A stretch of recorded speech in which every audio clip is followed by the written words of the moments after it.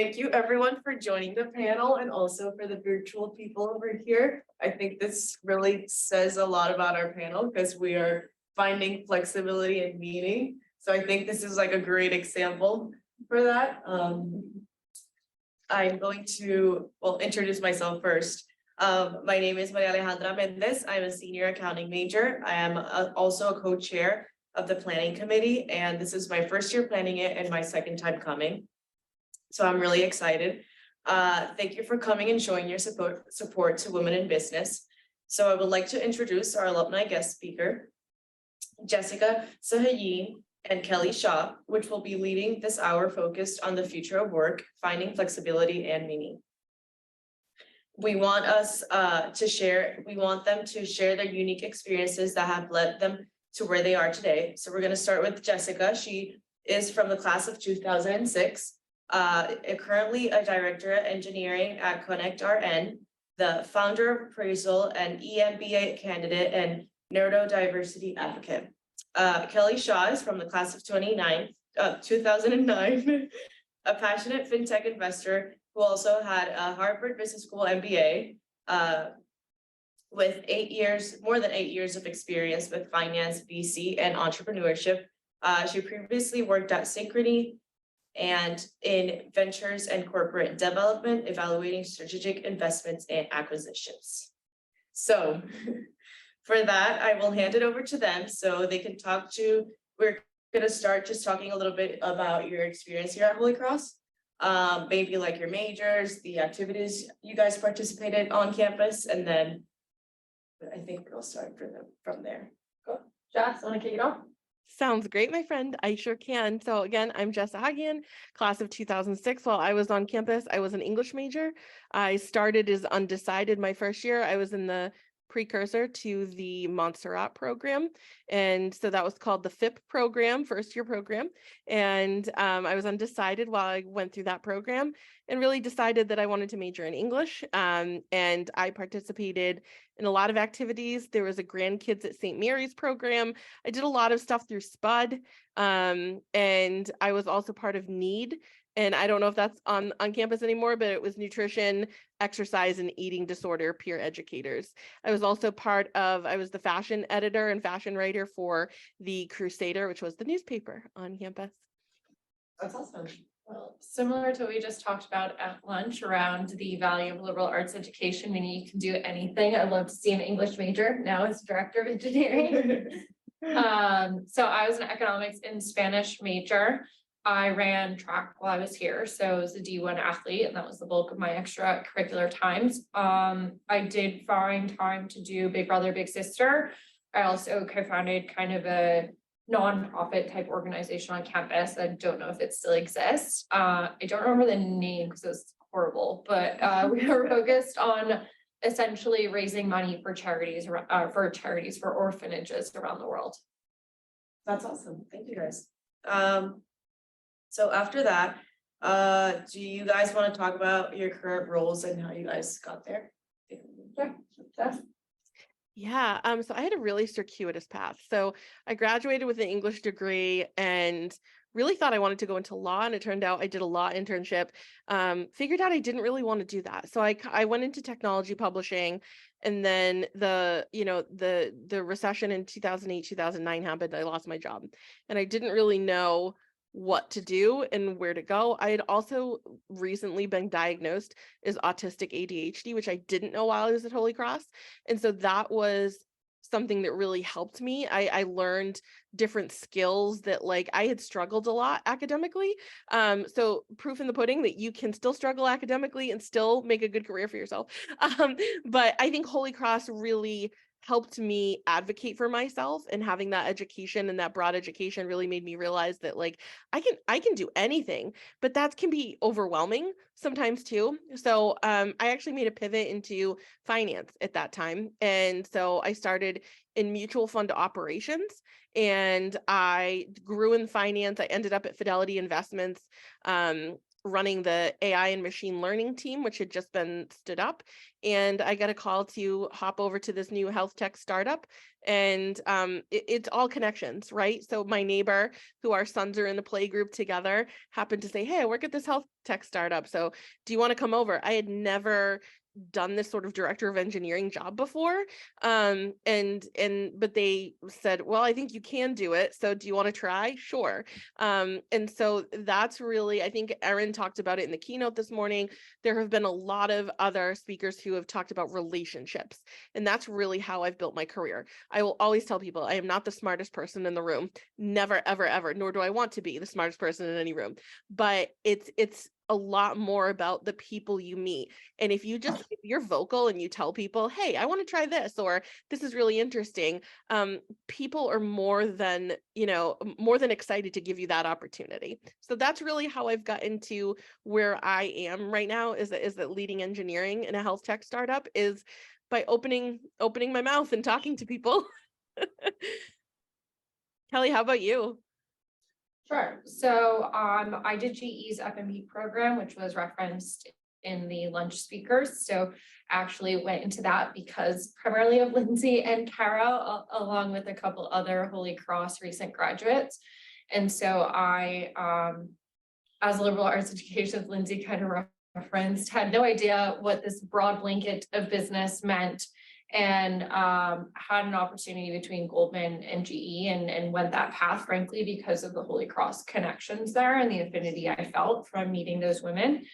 And then built a career through GE, ended up on the M&A team, selling off about 40 billion of GE capital assets, and then pivoted from that to Synchrony as it IPO'd out of GE. So maybe went with the flow a little bit was kind of the right answer there, but always just thinking a lot about what it was I wanted to develop in terms of the skill sets that I felt I lacked.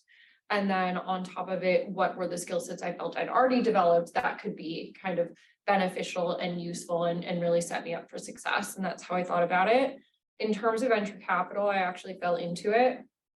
So my job at Synchrony was a hybrid M&A, which I'd been doing, and then a corporate VC role. And so that was my first foray into the world of venture capital. I fell in love with it. I felt it matched my personality, which is very curious. I've always loved to learn. I like to learn about a lot of different things. And one thing about venture capital is you're never not learning. And so for that reason, I went to get my MBA. I just saw a number of venture capitalists who had the top tier MBAs. So I went to Harvard. I also wanted to experience, frankly, what it was like to be at a startup, because I feel as a venture capitalist, you kind of have to understand what the other person who you're working so closely is going through. And so I'd co-founded a fintech startup. And it was actually through that startup that I met the firm that I'm currently at. They were probably one of the first firms to say no to our seed round, which we did end up raising. But I appreciated the quality of their questions, and I'd reach back out as I was looking at new things. That's awesome. Thank you, guys. So let's continue and go more focused on the flexibility, which is basically our idea for this panel. So for anyone to answer, how can you achieve flexibility in the workplace, and why is it so important for employees? If Jess wants to kickstart that question. Sure. I think especially for women, I mean, we're still paid what, like 80 cents, 83 cents to the dollar, as men get paid. And we're also oftentimes taking on an unfair extra share of the housework. So flexibility is extremely important. And so spending a lot of time commuting and driving, I think it's having that choice to say, you know what, I can stay home today. I can get certain things done around the house. I can have that peace of mind. I can spend that a little bit of time with my family or time with myself, just reflecting and writing and not having to spend that time on a commute. That flexibility is really, it's attractive to women. It's attractive to men. It's attractive to young, old, everyone. And I think that, there are some people who love being in the office every day, and that's totally fine. I think we had talked about this in our sort of our conversations to prep for this is that it's really about choice. And so we want to offer that choice to people. If you would like to, if you're out in LA and you're at your home in LA and you want to work for our company in Boston, you can do that. If you're right down the street and you want to walk to work every day, you can do that too. And making sure that the experience of in-person versus virtual matches up. So if we're going out in person, that we are making sure that, you know, we call the people and do a video call with folks who can't, it's making sure the inclusion's there as well. But I think the pandemic, one of the good things that came out of it was the knowledge that a lot of jobs can be done remote that were previously, or hybrid, which were previously, you know, people were very like strict about being in the office. And I think it has really opened up the world of work for people who are neurodivergent, people who are disabled, people who have anxiety, people who, you know, they can't sit in traffic because they would have a panic attack. This has opened up and really like democratized work for people. And that's something that's I'm really passionate about, and that's really, really important. And again, the choice, the ability to say whether you're going to go in or not, and to be able to shape your own work experience is really important. Yeah, I guess what I'd add to that is we were already seeing a little bit of that trend pre-pandemic. Like when back in 2018, before I left to go get my MBA, I would work a couple days here and there from home because I traveled a lot for work. And even though I do not have a family or any of that stuff, sometimes it's just nice to be able to like do your laundry in between meetings or things that you couldn't get to because you were working in another location. And so that for me was already a trend that I was starting to see. And then as referenced earlier, COVID really accelerated that. And I think COVID also proved out that you don't necessarily need to be together to get things done. And people can be more productive when they're at home, when they're getting rid of their commutes, when they don't have to worry about picking up their kids, and can kind of balance both their personal and their professional lives a little bit easier.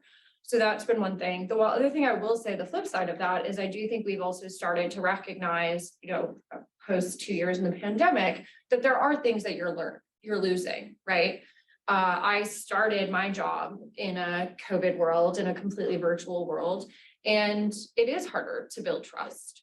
Like we are seeing with our startups, that the startups that are going and selling somebody in person have a faster close time than when they're trying to sell people on Zoom.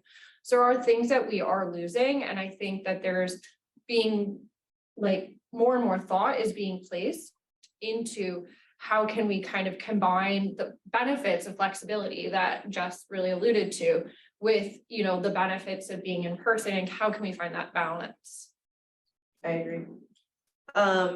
So also we want to tie it, this conversation to the benefits and alignments with your values that a company can offer. So like what are the effects of flexibility and aligning your value as an employee with the firm? And how does that play in your everyday life? Want me to start? Yeah, go for it, Kelly. I think older generations, at least when I was asking my dad about advice, my dad told me that he always chose the job opportunity that gave him the highest pay. And that was definitely not the path I've chosen kind of over and over again, much to his dismay. And I think it really reflects kind of both millennial and Gen Z, which show that values and that alignment really matters to them. 77% of Gen Z, and maybe I'm talking for all of you, but they really want to work for a job that they feel aligned with that value. And so when part of my job, which is to invest in new trends and new things, and so we do look at future of work. And for instance, I just invested in Climate Club, which is a benefits that embed sustainability into the work experience. And when we look at what Gen Z really thinks of as one of the key issues kind of facing society today, that is climate change. When you look at millennials, that's up there as well. And so there's kind of this whole idea of how as I as an organization who kind of generally already put these net zero goals, how can I make sure that my employee feels some level of a role within that, can identify the actions that they can take to feel good. And so kind of combining that feel good nature with that target that company has been a really big goal. And it's just something that we felt was going to be a key trend going forward. And then as we looked at other kind of facets of Gen Z and millennial life, so like student loan is a big one. 45 million Americans have student loan debt. And I think the average payment is $500 a month. So it's not inconsequential. And so we've invested in a student loan benefit company. We look at the role of women in the workforce. And so particularly as millennials are in their 30s and their 40s, what are the benefits you can provide around childcare? What are the benefits you can provide around fertility and things like that, that just kind of help keep women in the workforce much longer? Yeah, I love what you said about like Gen Z. That's a really important. And I think something that touches on, Kelly, is the word authenticity. And people are looking, and especially Gen Z, millennials, they want to work for a company who not only talks the talk, but walks the walk. And so that authenticity of what are your values? What are you saying your values are? And then is what you're actually doing matching up with that? And I think that's a really important call out, because as Holy Cross grads, we're talking about we're men and women for others. And how are we really living that? So one of the things like at our company is we don't require a college degree. And, that we recognize that, and I recognize that being able to have a Holy Cross degree is a huge privilege. And that, not everybody is afforded that privilege. Not everybody knows that, whether it was because of grades, whether because of money, no matter what it was because of, some people don't have that piece of paper.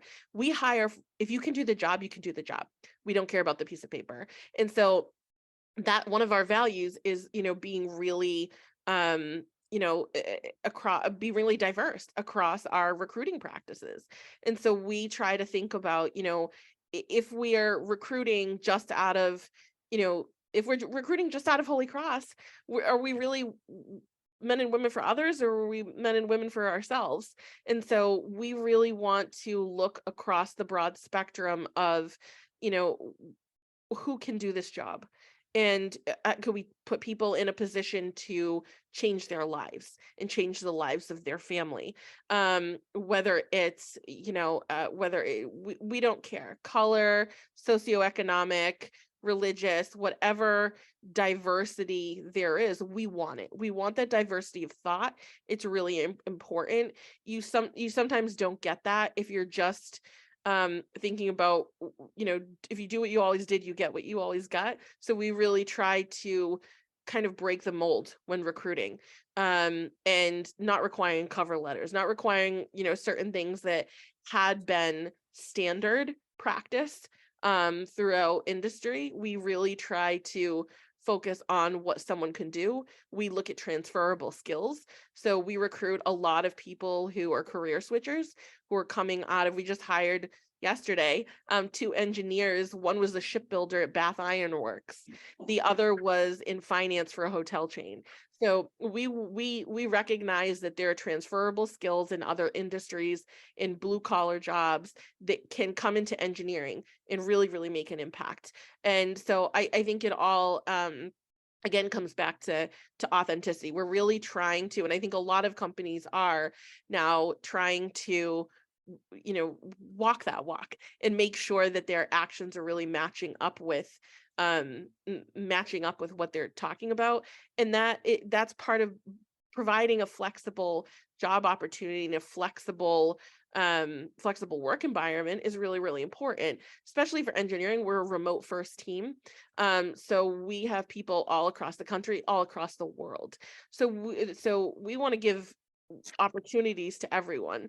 And so Boston's an expensive area to live, right? So we don't want to say to someone, well, we're going to hire you and you currently live you currently live in Springfield, but you can't commute every day, but you're out there, you're currently taking care of your children and you're taking care of your parents. You can't afford to move to Boston. Too bad we can't hire you. No, we're going to give you that opportunity. And you can stay right where you are. You can stay in your home and you can work for our company. So that's part of the flexibility that's important, is you can be really diverse in your hiring practices if you do offer that diversity and that flexibility. And one of the things Jess spoke about, which is this idea that the resume isn't necessarily reflective of an ability of the person to do a great job. And I think that is becoming more and more acknowledged, particularly last year where the job market was super tight and it was very hard to find key talent. I think we kind of saw, and I was looking at startups that were doing kind of more skills-based assessment as a replacement for a resume. And they were looking at, can you improve your diversity by going to kind of non, Ivy League schools and find talent there, because you don't necessarily need to have had the best SAT score to prove that you can actually do this job. And so for me, I think that will be a big factor as people continue to focus on DEI and just this whole idea that diversity of opinion leads to better outcome. That's awesome. McKenna, I know you had a hand raised. I don't know if you want to add something to the conversation. No, I have a question. So thinking back on your guys' experiences with hybrid work, I worked fully remote in the summer of 2021, and I felt like because I was single and I didn't have children, they kind of expected me to work at all hours of the day because we were working virtually. So I want to hear more about how you guys, while navigating a hybrid workforce, have been able to establish your boundaries when you can't make excuses, not excuses, but it's not like somebody you can say, oh, but I have to go pick up my kids from school, like my kids get back from school at 5, I have to be off work. How do you maintain that distinction between your work-life balance when your work is? Well, I can tell you that's something that I encountered even in person. So I used to work 100+ hour weeks in M&A, and I would be in the office for almost that. So like 7 a.m. to 2 a.m. every day, including often weekends. And it got really hard to push back. And I think one of the things that a woman who was older than me kind of said was, you have to create your own boundary. And that's often really hard, particularly when you're younger in your career, pushing back on your boss, especially when, everybody's running 1,000 miles an hour. But, in the end, it is your life. And so whether it's virtual or not, I think establishing those boundaries that just says from, I'm going to sign off at 6, I'll sign back on at 9 if there's something completely urgent. And from 6 to 9, I'm going to make dinner and I'm gonna go to the gym, or I'm gonna go meet up with a friend. And yeah, I do agree that I think often those who don't have kids get things pushed onto them because there's a perception, obviously, that your kids are kind of more of that need. And I do understand that thought process, but at the same time, it is not fair to everybody else. And so for me, it is just that open communication around, this is what I'm going to do, while also showing that flexibility. So you might set that boundary that says, I'm not available from these hours after work and I will reconnect. But you know what, something big comes up and you just prove that you're flexible that, time, that's more than an exception than the rule. And that's kind of the way that I think about it. Honestly, it's harder to do than it is to say, but I've seen people do it very successfully. Jess, do you want to add something to that? Yeah, I would echo what Kelly's saying about setting your own boundaries. That's so important. That's something I've always struggled with as a chronic people pleaser, especially people who are my bosses and always wanting to do a good job. I think it's interesting. I had my child at 37, and so thinking about what life was like before him and what work life is like after him. I remember having those, seeing people with their kids, and they're like, well, I gotta leave. I got a doctor's appointment. So-and-so has a soccer game. And the rest of us who didn't have kids were stuck working late. And then I realized to myself, there's no reason I can't say, hey, I'm off at this time, or I have to go at this time. But people feel, a lot of times we feel obligated to give a reason. You don't have to give a reason, right? You have to set up people's expectations that this is my time and I will tell you when I'm available. But like Kelly said, that building in that flexibility. So one of the things that I always tell folks that I mentor or work with is use the old improv yes and, right? That's something that they teach you in improv to carry on a joke, is you say yes and. So you can say to someone, I'm out of the office after 5 p.m. and I'll be available in an emergency. Or yes, I'm not available tonight, but I'll be available tomorrow night for like an extra half hour.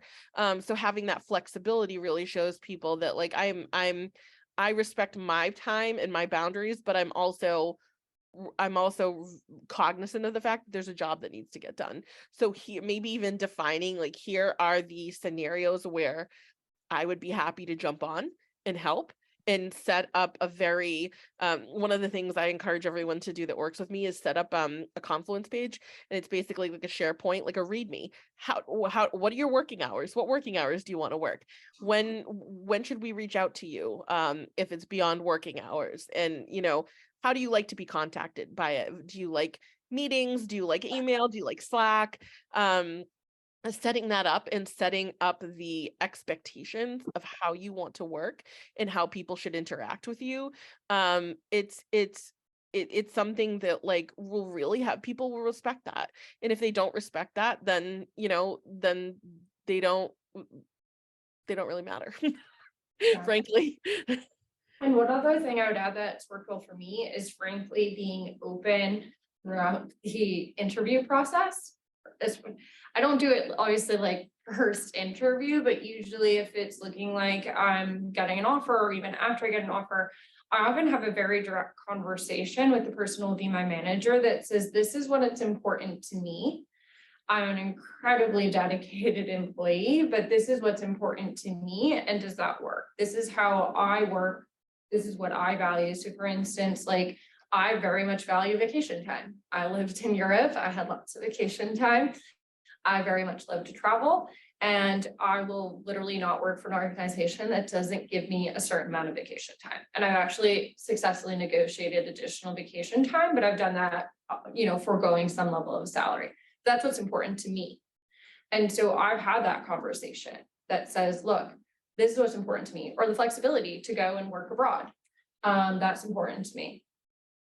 I will be incredibly dedicated. I will work off hours so that you don't notice a difference, but that's, can I do that? And so just having that open conversation that says, you know what, I'm going to do this, but here is my boundary, and doing that up front, I think is the best way to do that, because it does get hard. Like I found, because I didn't set that boundary, when I was working those crazy hours, it was really hard to kind of pull back on that, right? Because everybody was used to being available 24/7, literally 24/7.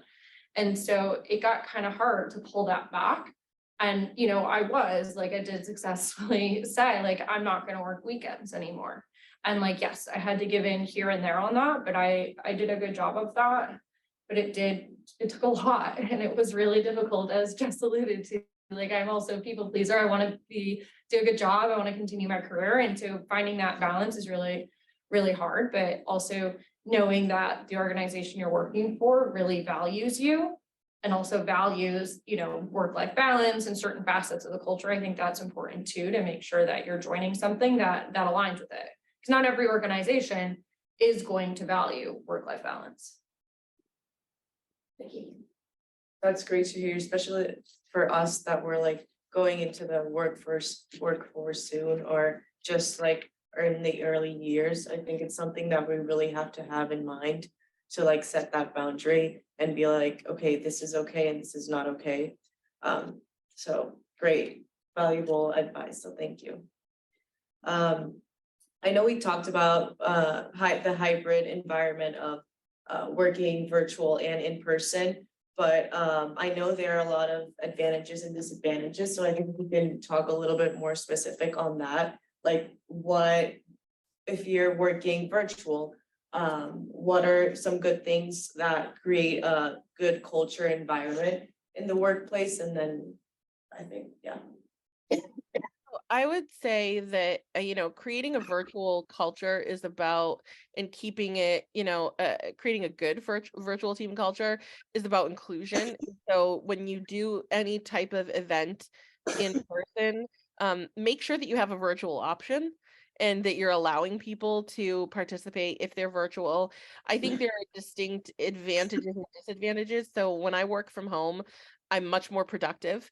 when I'm in person, I can have those in-person conversations and build those relationships, but it's also distracting, right? I have a lot of different things to do. People are by my desk, they're saying, hi, how are you? How's the baby? Da, da, da, da. We get into these long conversations, work doesn't get done. But it's also really in person, it's easier to whiteboard things. I mean, there's a lot of whiteboarding software out there nowadays, Mural, Notion, Whimsical, but it's just so much easier to just stand at a whiteboard and talk in person and get those ideas out. Whereas virtual, sometimes you're waiting to speak, you forget what you were going to say, you don't know. Well, in person, you just interrupt each other and everybody just kind of comes out with ideas. So it's really important having a team that is considered remote first. We do have a lot of people that do go into the office. We also have a lot of people, again, across the globe, across the country, setting up that intentional time to bond as a team and having it be that hybrid event. So booking a room for the people in person, having a Zoom link for people who are not in person, and playing games together.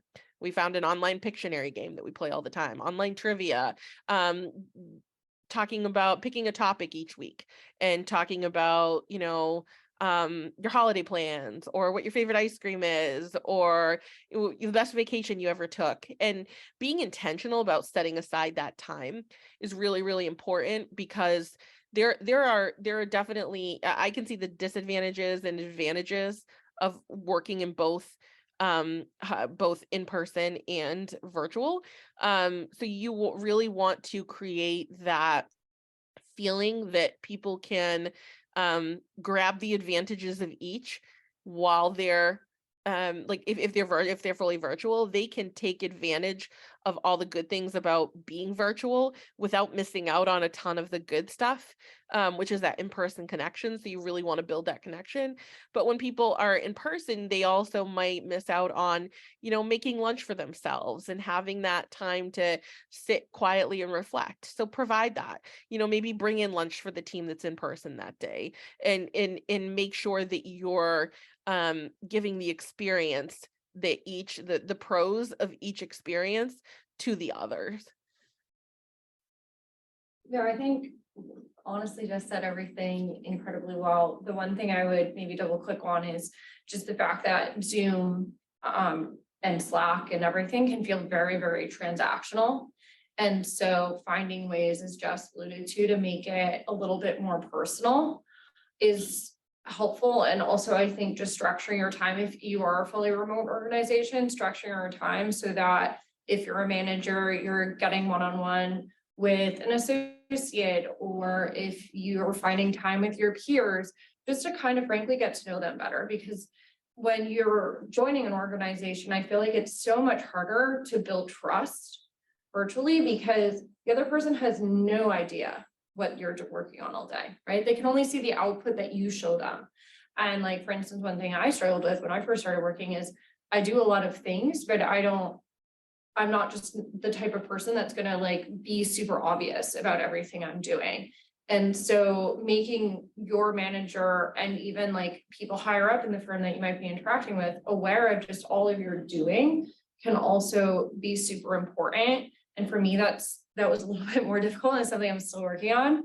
And then one thing that we've been encouraging our startups to do and that we do ourselves is like, even though we're primarily virtual, generally about 1 to 2 days a week, we're still going in.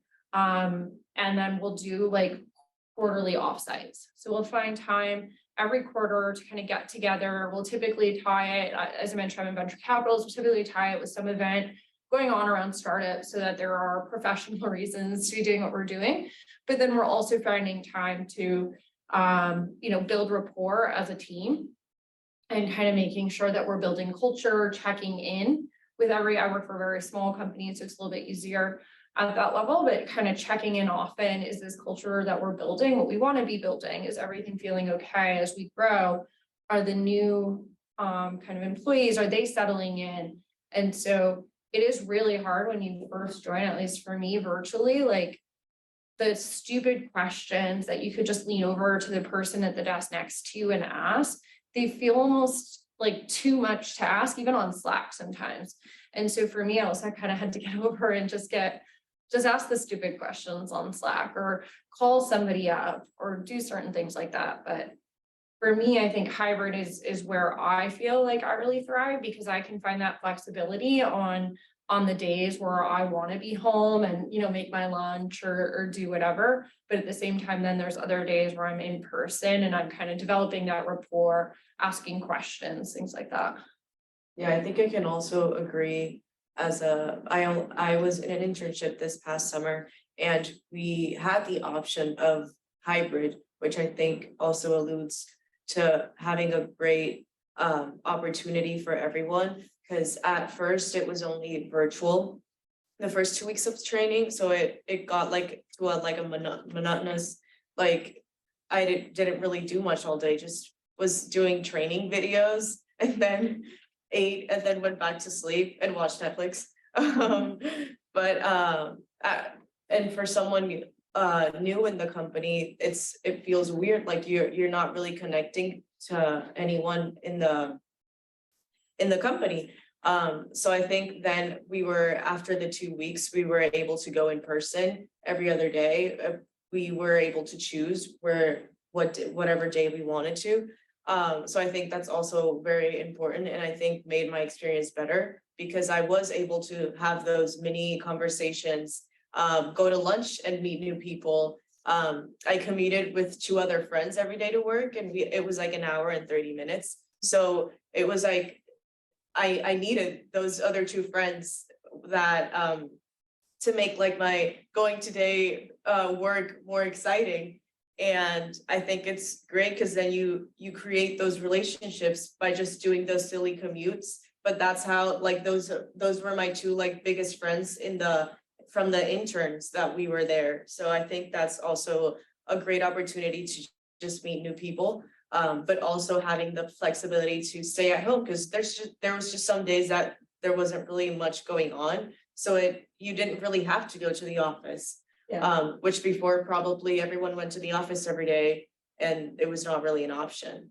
One thing I would add is kind of similar to your point is, if you're mandating a hybrid, like I know a few firms that mandate that people go in like twice a month or twice a week or something like that, and there's really not that mandate on specific days, then frankly, it's not that useful, because if I show up to work and everybody else is virtual, then there was absolutely 0 point that I just wasted time on my commute, because I could just be at home also being on Zoom all day. And so I think it's like organizations need to make sure that when they are calling people into the office, that it is value add, that you are meeting people, you are getting lunch with people. And so like we always do like specific days where it's encouraged more so than other days. You can go into the office if any day you want, you can go in every day. But like whenever I go in, I was trying to make sure like others are going to be there. There's days I showed up and like nobody else is there and I just end up on Zoom calls all day, and frankly, that's pointless. Yeah, I would 100% agree with that, Kelly. That's a really important distinction. If you are going to say, hey, we're mandating hybrid, make it, half the employees set like a sign up sheet, come in on Tuesdays, Thursdays. And if you have an important meeting, if you're meeting with a group of people, have all of those people go in on that one day or whatever, because it's going to be useless, like you said, to have 2 people go into an office and be the only 2 people in the whole entire building when most of the people are going to be home that they need to meet with. Great. I think we can also ask how, switching the topic a little bit. I know you're engineering and finance, and they're typically male roles. So like how has your experience been, and are there any like circumstances that you had to deal with? Yes, sir. Yeah, Kelly, do you want to start that one? Because I think I started the last one. So I mentioned that I started with GE's corporate FMP program. You saw Kara and Lindsay who also did that. So I kind of started my career with like this lovely peer group of women. We did dinners, as Kara mentioned, and it was so nice to have that support. And then as I kind of went through my career and just my interest and the direction it took, kind of always ended up being on like basically the only female on male teams or one of 2 females.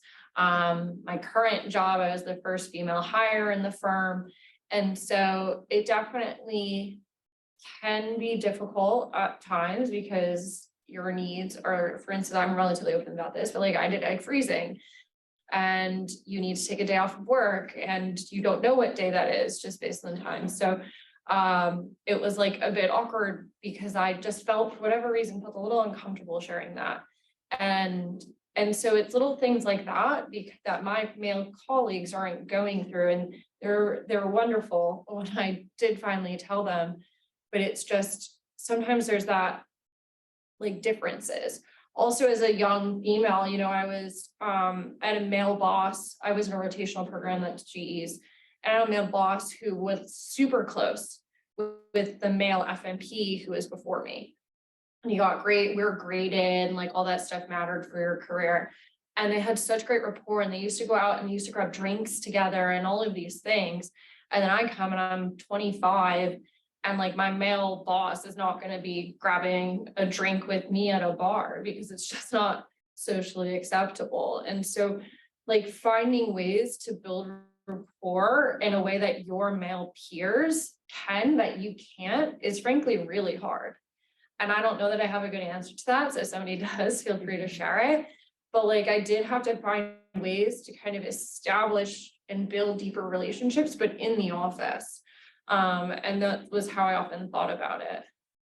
And honestly, also like when I did come across other women or had other women on the team, like really working to kind of build that relationship was really important to me, whether that was more of a mentor relationship because they were like younger than me, or whether that was a boss who was higher than me. That was super important. And I think I found that to be really helpful.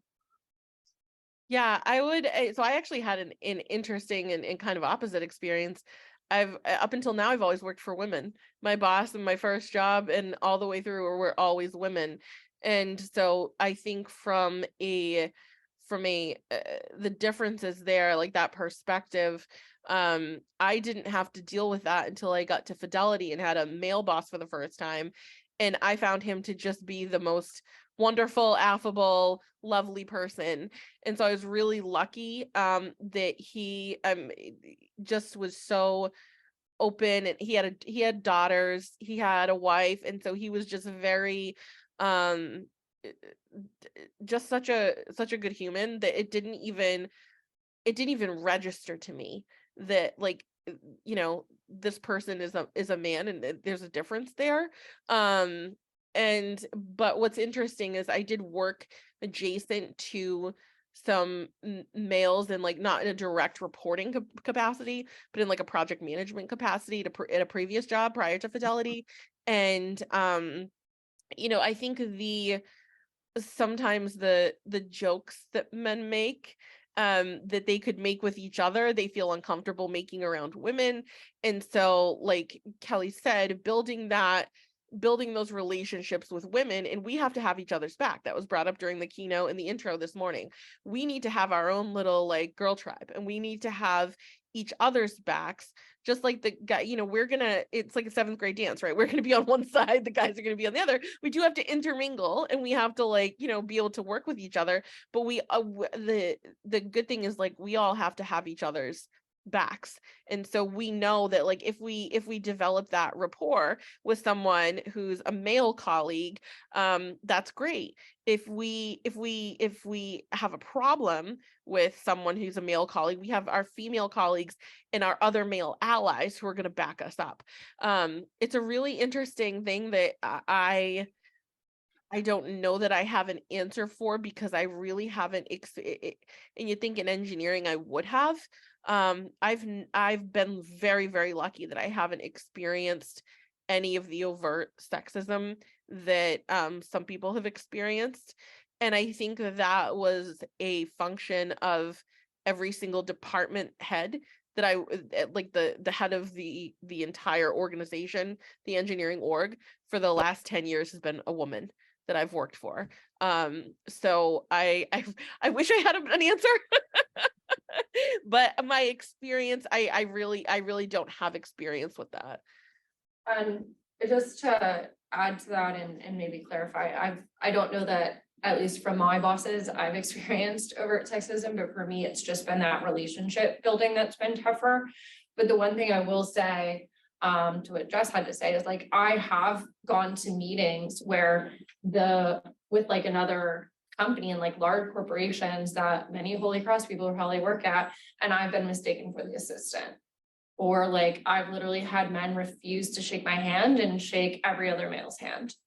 And like, what's interesting is in those situations, like my male bosses were absolutely wonderful, super supportive of me. They never noticed.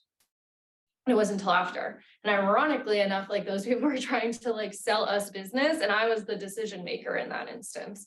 And I had all the information. So you could see their faces when like, they were like, oh, like talk to Kelly about this. And so like, it does happen and it's kind of sad, but one of the other things I think is important to know is that like, it doesn't necessarily need to be overt. Like, and sometimes it's just the way that we think and carry ourselves. Like in entrepreneurship, there are big discrepancies in funding between men and women. And there are studies that show that women get different questions than men. And that's mostly subconsciously. If you asked every investor, nobody's going to say that they like actually prefer men to women, right? And studies show that women negotiate less for salaries. And when they do negotiate, they negotiate for 30% less than men. And like, these are things that I am aware of and I have to keep in mind whenever I get, you know, a new job offer. And these are some of the kind of structural reasons why women, you know, often make less than men in the same jobs. And so some of it is just also on us as women to be more confident, to advocate for ourselves and things like that. And that is something that I personally also struggled with. And Kelly, I think you made a really good point about the salaries and the negotiations. Something that, like, as somebody who does the hiring and sets the salaries, if a woman asks for less than what we're paying the man, we pay her the same. So we recently had we had two candidates, a male and a female, and the female asked for $10,000 less than the male did. We gave him what he asked for. We also gave her that same salary. And so I think that's really important as women, that we're advocates for each other and that we're not perpetuating that sort of cycle and making it so that, you know, standing up for those women who we might see come across with like a salary expectation that's less than we think we deserve. As people who are spending the company's money, it's much more worth it to give them that extra $20,000, whatever it is, and say to them, you're actually asking for too little, and encourage them as a fellow woman to encourage and to negotiate for more and give them that they deserve.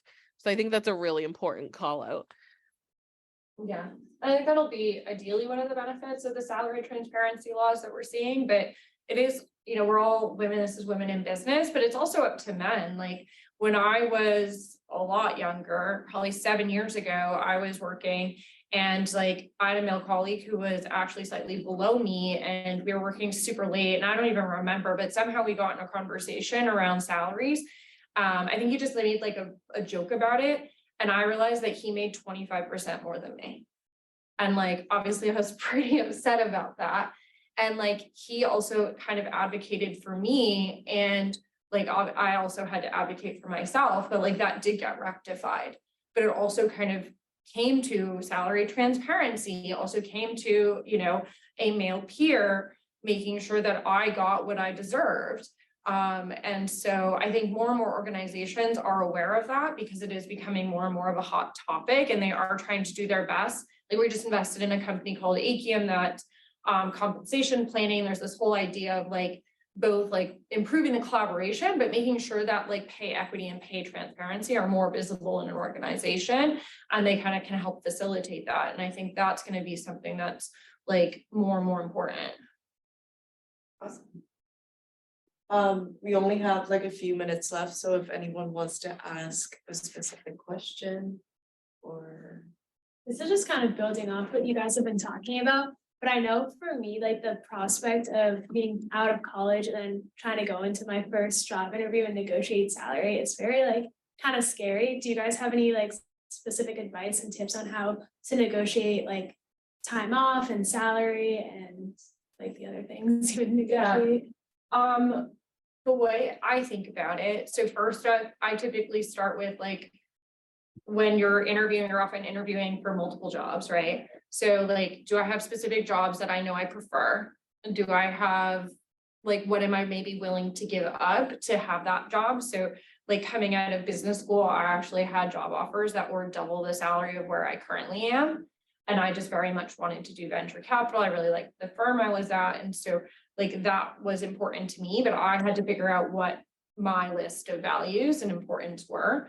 And so that's kind of the first thing. When it comes to like salary and time off and all of that, is also have a number that you're willing to accept and have a number that you really want.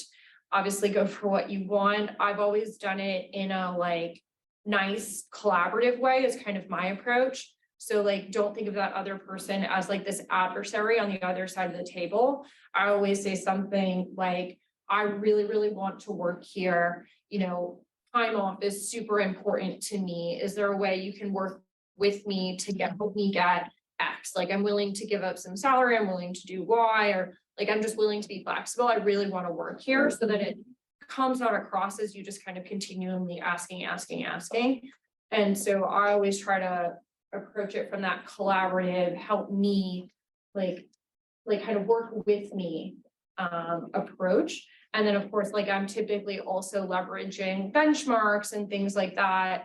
So like I used a few around venture capital to negotiate for a little bit of a higher salary than where I was.